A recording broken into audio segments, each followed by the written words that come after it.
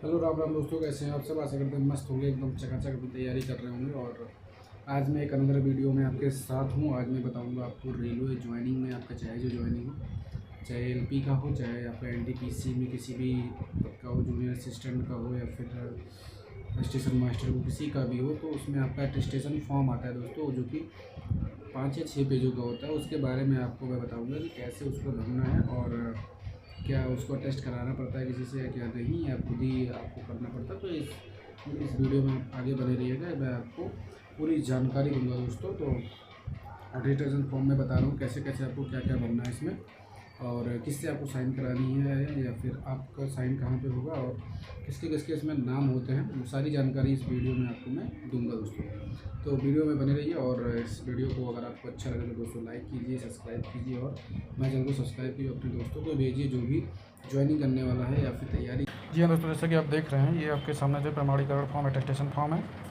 इसको मैं आपको स्टेप बाय स्टेप बताने जा रहा हूँ कैसे आपको भरना है। इसमें ये आपका अटेस्टेशन फॉर्म आपका जेई ग्रुप सी लेवल में जो भी आते हैं आपके सब में यही फॉर्म यूज़ होगा।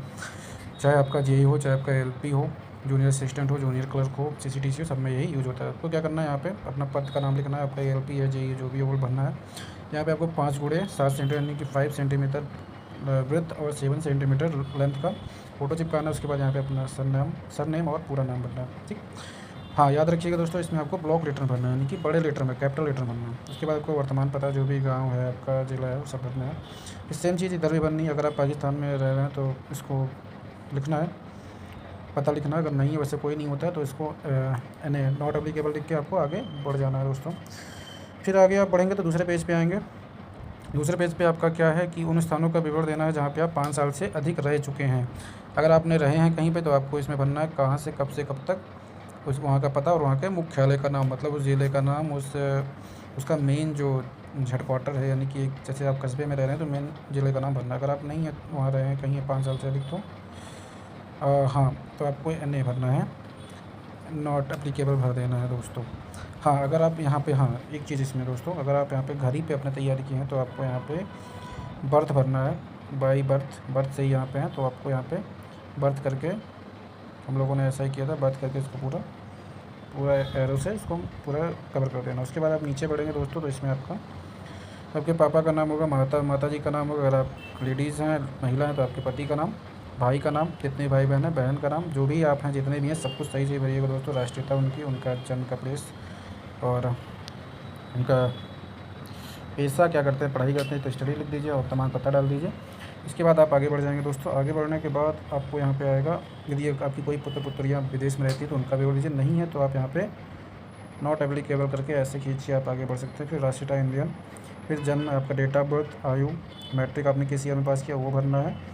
उसके बाद आगे बढ़ेंगे दोस्तों, तो फिर आपको ये मिलेगा जन्म का स्थान, जन्म का स्थान आपका कहाँ है, ज़िला क्या है, आपका धर्म क्या है, ये सारी चीज़ें इसमें आपको भर देनी है। आप अनुसूचित जाति हैं तो यस, नहीं है तो नो, ठीक। उसके बाद आप आगे बढ़ेंगे तो आपका ये फोर्थ पेज पे आपका आएगा शैक्षिक आयु। अगर 15 वर्ष से आयु के बाद से आपने जिन जिन कॉलेजों में पढ़ाई की उसको भरना, तो इसको ध्यान से देखिए दोस्तों। ऐसे हाई स्कूल आपका है तो हाई स्कूल इसमें भरिएंगे आप, फर्स्ट कॉलम में आप भरेंगे हाई स्कूल, इसमें आप भरेंगे 10th या फिर हाई स्कूल। उसके बाद 12th भरेंगे, उसका डिप्लोमा का डिप्लोमा भरेंगे, ठीक।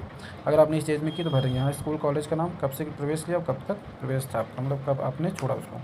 ये भरने के बाद आप यहाँ पे आएंगे, आपका यदि केंद्रीय सरकार, राज्य सरकार द्वारा किसी स्वायत्त संस्था के उपक्रम के निजी के अधीन कर्मचारी, अगर आप कहीं पे वर्क करते हैं तो आपको भरना है। कहीं आप वर्क कर चुके हैं या फिर कर रहे हैं किसी संस्था में, तो आपको भरना सरकारी या फिर सेंट्रल गवर्नमेंट या स्टेट गवर्नमेंट, नहीं है तो नॉट एप्लीकेबल करके भर देना। अब ये देखिए, इसमें डिक्लेरेशन देना है, भारत सरकार, राज्य सरकार, भारत सरकार के राज्य के उनसे नियंत्रित संस्था, निकाय या विश्वविद्यालय, स्थानीय निकाय किसी के अधीन पूर्व नियुक्ति हुई हो तो भरना है आपको, नहीं तो नो करके आगे सिंपली बढ़ जाना है।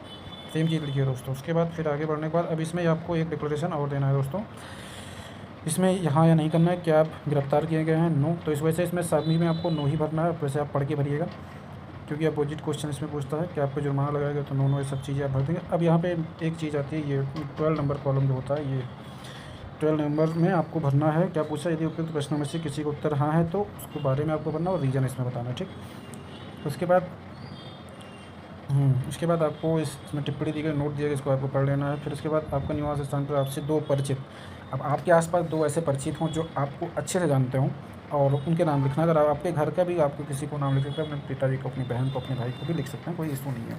फिर यहाँ आपका सिग्नेचर करना है दोस्तों, जहाँ पर लिखा signature of candidate of place, जगह का नाम और दिनांक, डेट डालनी है दोस्तों। ये आपका एक पेज और है दोस्तों इसमें, ये 6 आइडेंटिटी, 6 पेज का होता है दोस्तों, 6 और 1 7 पेज का होता है।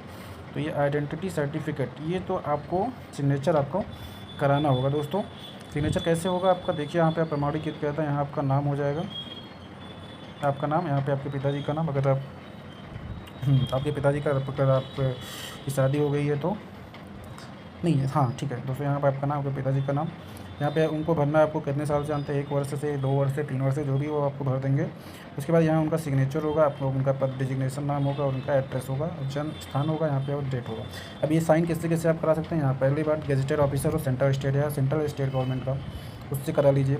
मेंबर ऑफ पार्लियामेंट यानी कि MLA हो, उनसे आप करा सकते हैं। सब डिविजनल मजिस्ट्रेट से करा सकते हैं, या आप हिंदी में इसको दंड अधिकारी कहते हैं, उनसे करा सकते हैं। तहसीलदार से करा सकते हैं और एग्जीक्यूटिव मजिस्ट्रेट से भी करा सकते हैं, ठीक। उसके बाद principal, head master of the required school college, सबसे सही दोस्तों आपको यही है जो 5वें में लिखा है, इन्हीं से आप कराएंगे तो आसानी से आपका हो जाएगा। आप जिस भी कॉलेज में पढ़ रहे थे, कोई सरकारी हो तो प्राइवेट, उससे कोई मतलब नहीं है, आप वहाँ से हेड मास्टर से अपने इसको अटेस्ट करा लीजिए दोस्तों। उसका या फिर आप BDO से करा सकते हैं या फिर पंचायत इंस्पेक्टर से, इतने लोगों से आप करा सकते हो। छठे में क्या है आपका, नियुक्ति अधिकारी का नाम, पदनाम और पूरा पता, इसको आपको नहीं बनना होता है, किस पद पर अभ्यर्थी ने रिक्रूटमेंट हो। आपका अगर ALP है तो आप यहाँ पे ALP, जैसे हमारा ALP तो हमने ALP यहाँ पे भर दिया था, और बाकी इस कॉलम को मैंने छोड़ दिया था, वो ऑफिस का काम है, वो भरेंगे। बाकी आपको अगर किसी चीज़ की इसमें और क्वेरी हो तो आप कमेंट बॉक्स में लिख सकते हैं दोस्तों। हमारी वीडियो को लाइक कीजिए, सब्सक्राइब कीजिए, धन्यवाद।